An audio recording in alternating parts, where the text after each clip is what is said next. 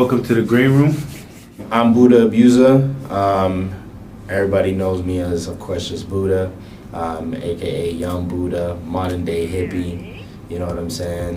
Young Buddah in this, producer, engineer, rapper, songwriter, and everything great in between. Multifaceted. Philanthropist. You got it. Born and raised in Hamilton, Ontario. That's where everything started, music career, all the ideas of, just entrepreneurship, everything. So Hamilton's the spot. How old were you when you got into rap? We started writing music ideally when I was like 10, 11 years old. But I started taking it more seriously at the age of 16. That's when I felt like, oh, this is something that I can try and do and be great at. And that was the time period for me. And the last year of high school, after finishing grade 12, that's what kind of solidified it for me, where I was like, this is what I'm doing. When I started really rapping, I would say I think I was about I want to say going on to 15. That's when I was I know I said 16 I started taking it seriously, but 15 it was I was still scared to rap in front of people and all that, but I would be writing and rapping to my lonesome, and you know what I mean, and having my own fun off of instrumentals and stuff like that. So that's where it really kicked off for me. If you could name 3 artists that was very influential in your career, who would it be? So easy enough to say Kanye West. That's the guy that made me just production-wise, content-wise, his music. That's what made me really be I'm gonna do this. I can do this. I don't have to look or dress like someone I'm not. I can be myself, and that's what really sparked it for me. I have too many influences, but Wayne definitely for me, of course.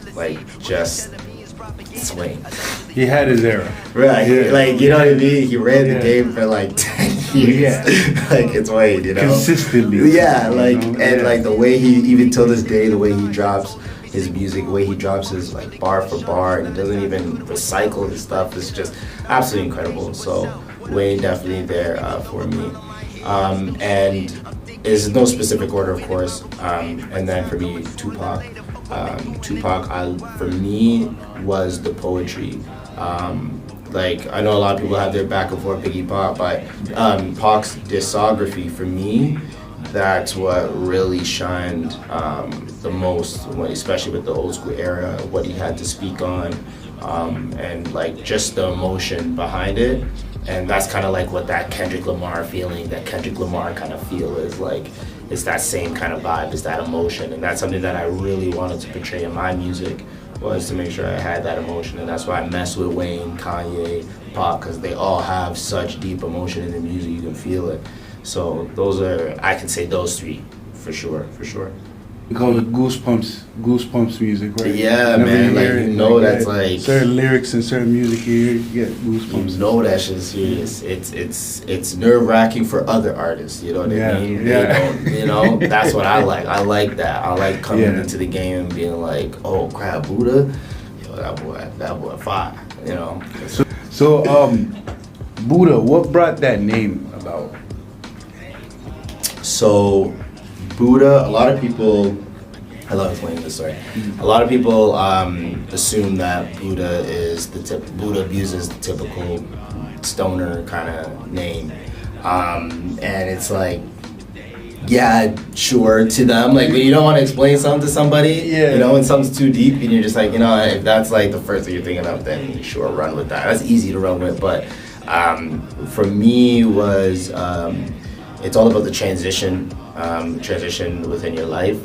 A lot of people know the story about Buddah. I really love that story. How Gautama just, dropped everything. He had everything at his own hands and in his favor, and he left all that just to go and, find a deeper meaning, within life. Find himself. Exactly, and to find himself and all of that. So that I love that, and that's something that as a man, a black man in this world, on the western side of the world especially, where there's so many peas in one pot, you want to find your piece.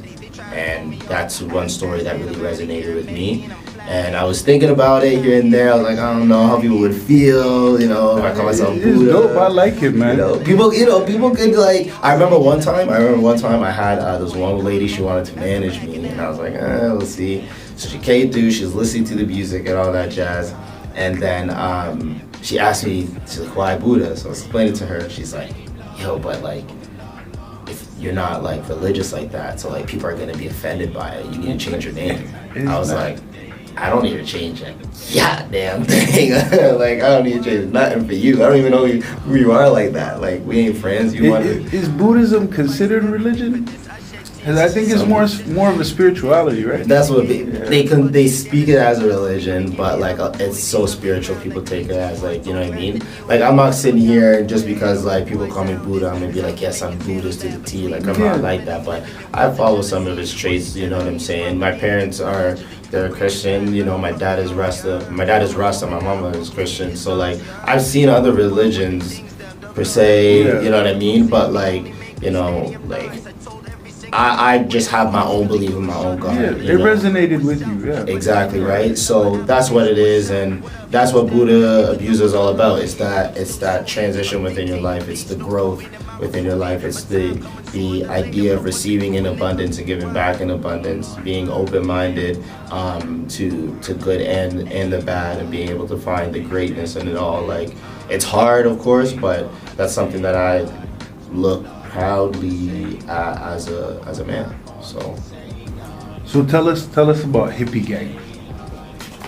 So Hippie Gang is funny enough, it is ideally what I originally wanted to be was just like my fans. That's my Hippie Gang, you know what I mean? But it transitioned into something a little bit different. But now it's kind of back to where I originally was. But it did transition into having, a couple people in it and a couple artists in it, and we made some music together, and whatnot. But after all of that, in that moment, things finally went back to like, I want, if I'm gonna deal with Hippie Gang, like I want it to be the fans, like y'all are my Hippie Gang. This is yo, what up, my hippies? Like that's where all that comes from. I'm talking to y'all. I'm talking to the people, and that's who I look at it as. The people that are resonating with my type of music or my type of vibe. You know what I mean? I'm not considered, that's why I say also like modern day hippie. You know what I mean? Like, it's not the typical hippies, those that people like to joke around and ha-ha with, that you see back in the 70s and stuff like that, and 80s, blah, blah, blah. This is the modern time, you know what I mean? So it's like, it's a modern day hippie. Like, yeah, straight peace and love, but I gotta think in a modern time. So there's things I just gotta change, you know what I mean? Whether it's for the good or, unfortunately for some people, whether it has to be for the bad for them to survive. I understand. It's not like I support it, but that's what Hippie Gang is. It's us. It's a collective. It's a collective and group of intelligent, creative people. You know what I mean? That believe in peace, love, equality. You know what I'm saying? And really try to live by that. And that's pretty much what it is. That's pretty much what it is. It's all y'all.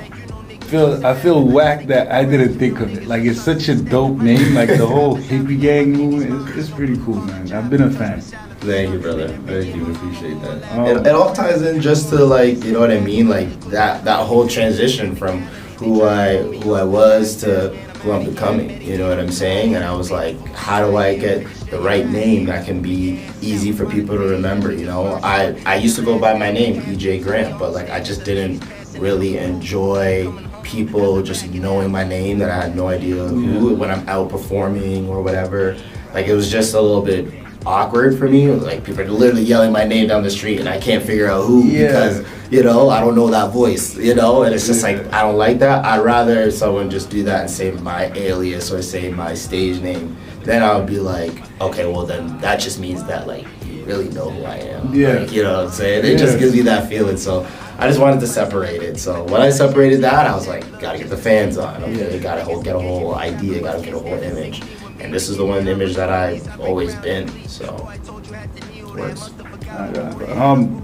I would say out of a lot of fans, your fans are very unique, right? Like the movement, the whole hippie gang movement is very like unique. It's not like it has like a special thing to it, and yeah, man, Most good that. to see, man. Most that. That's the thing that we want to have, like as just an individual. You know what I mean? You want to be unique, and like just imagine if I was rapping what I was taught or speaking on what I'm talking about through my vibes, and it's on like little baby beats and stuff like that. It wouldn't be the same. It wouldn't be the same. It wouldn't even make sense. Yeah. You know what I mean? Like it just wouldn't make sense. Like I wouldn't be able to rap on those trap beats, like those grime type beats. Like I can do it, but it's like like what I speak about, you know what I mean? When I'm speaking about my life, like it's not that aggressive kind of thing. It doesn't, I don't know, like I can be aggressive, but it's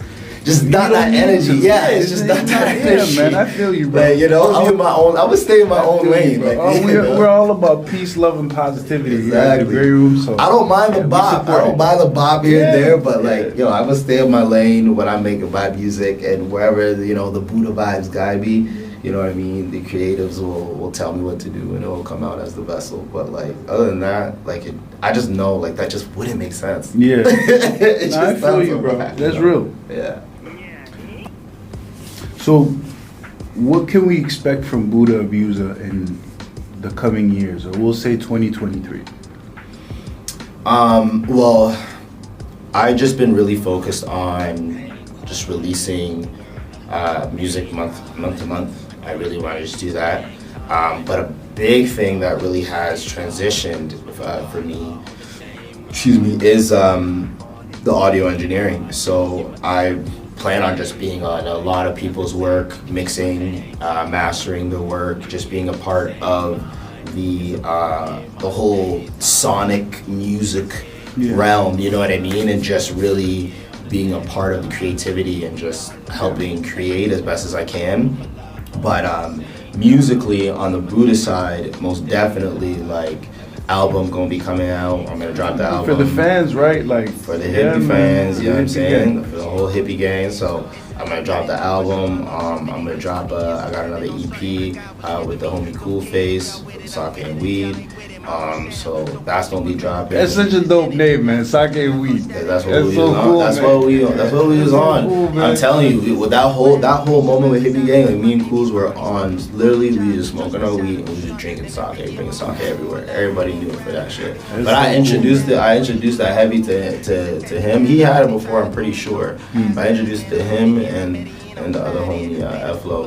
He came. They didn't really drink it that much, but I was like, sake. Try it, This is the shit. People know me for that right now. You know what I mean? They're hopping on the wave. So shout out to the anime fans, man. You know, exactly. Shout out to the anime fans. All the anime a lot of fans. people got put on to sake through anime. That's exactly why I actually got put on to sake. It's crazy. You're actually not even capping. That's exactly how I got put on to sake. I'm watching anime. I'm like, these guys are drunk and they look like they're having a blast. And it's rural Japan, so it's just like there's nothing to do. So I'm just like, well, but like when I'm at home, it's like it might as well be rural Japan. Like I'm just at home, just strictly doing music. I'm not doing anything else. So I'm like, let me just drink this sake, see how this shit tastes, see how the vibes go. And ever since then, I just been buying bottles of sake and drinking them. Unrelated question, but what's your favorite anime? Or pick a 1 to 3 maybe. There's too many, man, because there's freaking. Yeah, that's what I was thinking while I was asking you. I'm like, you can't really ask somebody what's your favorite anime. Like, I don't have a favorite. I can say what I grew up on. I grew up on Dragon Ball Z. Like that, a lot of people. I used to be the one that would argue Dragon Ball Z over Naruto. You know, I used to be that. But I watched I didn't finish the whole thing because it's so damn long. I got things to do.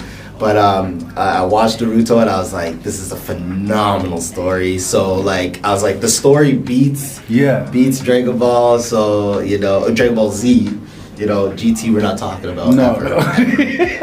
We'll never talk about GT. Leave it GT. Yeah, we're just so people know. The art was cool. Yes. To be fair, the art was cool.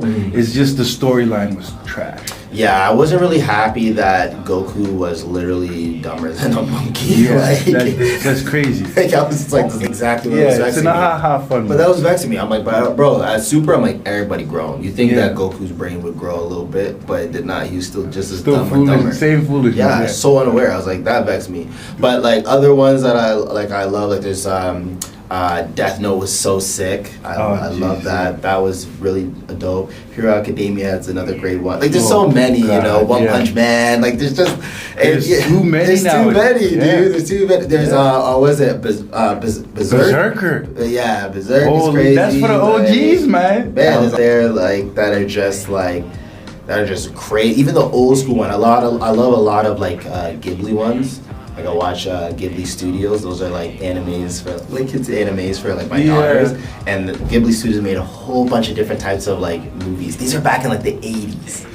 Like, man, yeah, those ones are crazy though. But they're kid. These ones are like these are the children's ones. Children ones, but they're like they're cute. You know, so like my girl, my kids, my daughter, they watch them. So like I see them, of course, and I'm like, you know what, I rock with it. Like I rock with it, and they're award winning. Some of them are award winning shows. No, definitely, and movies. So yeah, there's a lot of. I love animation. I'd rather watch an animation, whether it's North American or Japanese, than like a live person. Stepping up their game. Like it's not even, at this point, it's crazy what they're doing in these studios, man. Yeah, it's actually ridiculous. Phenomenal. I hope they keep it up. Well, I know they will, but I want to keep it up. So, it's dope. Yeah, man. Shout out to all the anime fans, though. Since we dove into that for a bit, so shout out to all the anime fans. Where can your fans find you at? Any new fans that might want to hear your music, where can they find you at? Plug yourself in, Yeah. So honestly, I just tell people to make life easy. Google Buddah Abusah, BUDDAH, ABUSAH.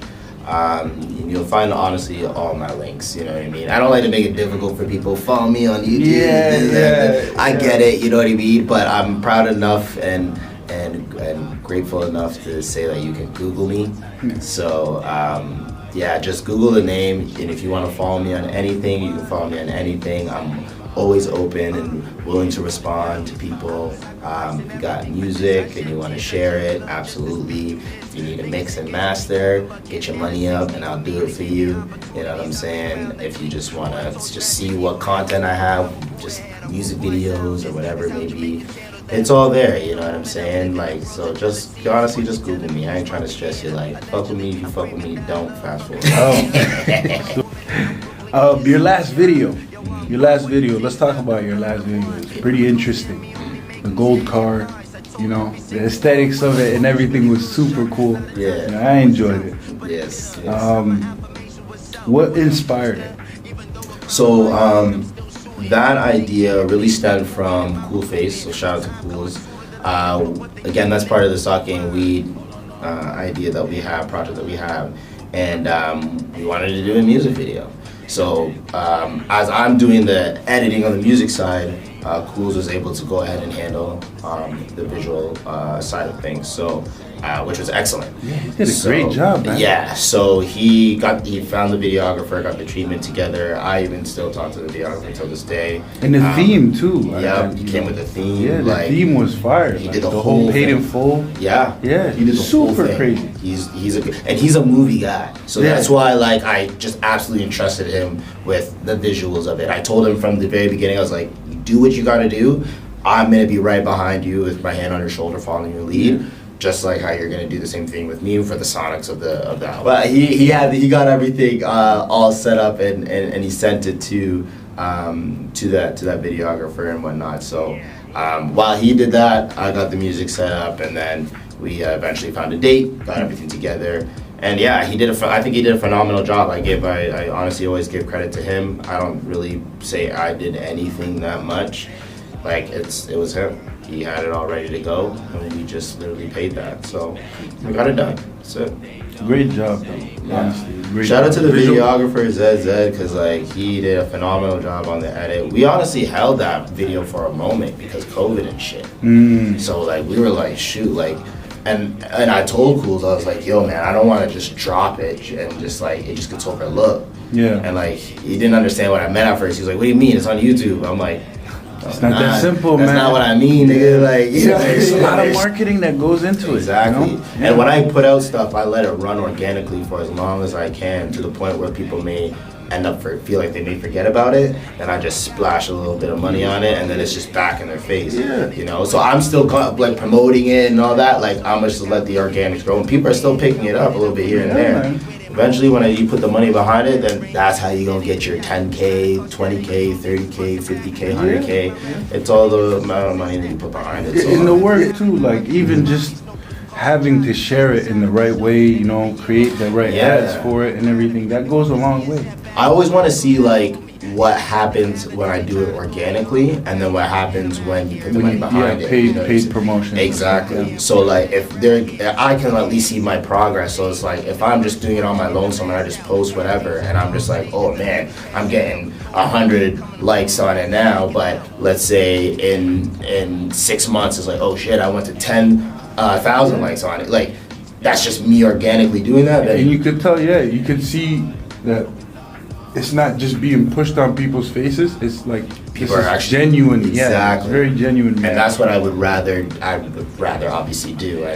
You know what I mean? If I could just have myself sell itself, then that's obviously amazing. So I just like to just play around with it, just see where it goes from there. That's what I like to do. But yeah, no, the video is just phenomenal.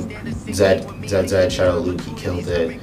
Shout out Cools, killed it, you know what I mean? Like, everyone that was part of it, thank you, killed it. Like, it just worked out so well. If you guys don't know, Buddah Abusah came in and shut the show down today.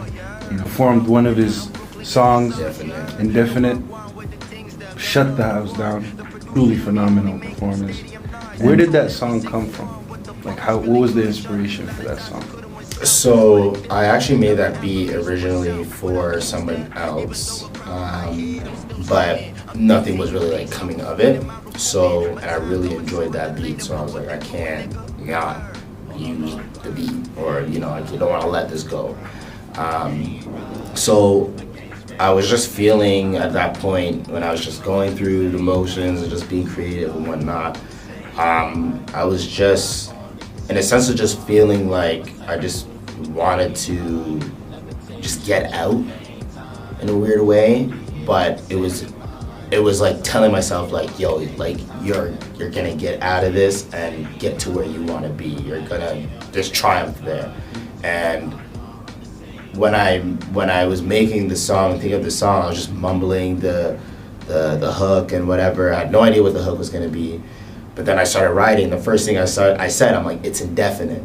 And that just stuck with me right off the bat for Indefinite, because I was like, just right away, just affirming to myself, like, this is for sure. Like, it's indefinite. Don't question my longevity. For 20 years was penning on something that God was giving me. Bars. Like, you know what I mean? Just like, don't talk to me about nothing, man, because I'm realizing my situation with my God, however you want to view it as. I realize my situation with God, and it's like, yo, for real, like, I know I can do this. This has been clear. People are telling me that. I've been saying to myself through my ups and downs of life, and I still never gave this up. So it's like, bro, this is indefinitely, you gotta make something of it. You gotta put that action behind it. You gotta get up off your ass. And that's just kind of what that really came down, was just affirming and just showing myself like, yo, you're going to be more than what you may think you're actually gonna be. It might actually be way more and bigger than you. And that's how I want it. I wanted this to be bigger than me, because I know the platform that I'll be able to have where I can do the things that I actually want to do. It's you speaking it into existence. Yeah, like that's a lot of like my type of of my music. Like when I'm speaking, like a lot of people, they'll write their rhymes and they'll like remember it. Like I don't remember. I don't remember. It's like a conversation that I'm having. So like to me when I'm writing my lyrics or typing my lyrics or just off top and just speaking out, that's how I look at it as. I'm like, that's just God talking. Like I don't know where that shit comes from. I don't know how these flows come from. I'll write it like this, but I go on the mic and I rap it out and it comes out like this. Yeah. You know what I'm saying? And it's just like, that's not me planning that. Like, that's just happening within the moment. Come back a couple days later, ooh, I like this, let me just respit it. Yeah. Boom, and then it just comes out like that. And it's just, you know, so like. It is super interesting too, because a lot of people that use that kind of creative power and stuff, they always say like it's coming from somewhere. You know, I don't know where it's coming from, but it's coming from somewhere, right? I hear it from artists that draw, artists, visual artists and stuff, and then now I'm hearing it from you, right? Yeah. So it's very interesting whenever people say that. Absolutely. Yeah. That's just what it is with the music. It's just me speaking to me about my, like a diary almost, or I'm talking to God. Like it's usually one of the two. It's a diary or a journal you can look at it as, or it's like, yo, I need to speak to somebody and I gotta talk to God right now. And that's how it works. That's it. Well, this was great, man. You know, like we said before to you, you're always welcome in the Grey Room, you know, and we appreciate you coming down. You did definitely shut it down today, you know, and y'all look out for more Buddah Abusah music. Coming.